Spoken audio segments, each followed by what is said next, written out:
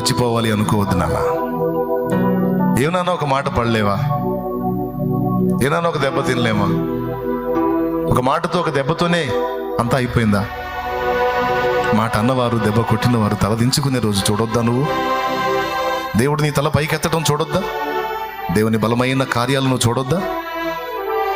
నిన్ను తృణీకరించిన వారు, నిన్ను చూసి నవ్విన వారు సిగ్గుపడే రోజు నువ్వు చూడొద్దా? చూడాలంటే నువ్వు బతికుండాలి కదా.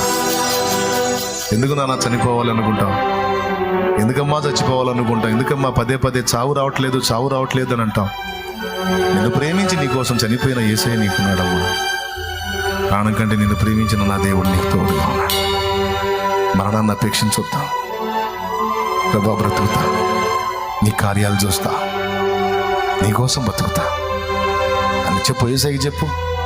ఆ తప్పుడు ఆలోచన ఇంకా చేయనయ్యా అని చెప్పు. ఇంకా అలాంటి ఆలోచనలు చేయనయ్యా అని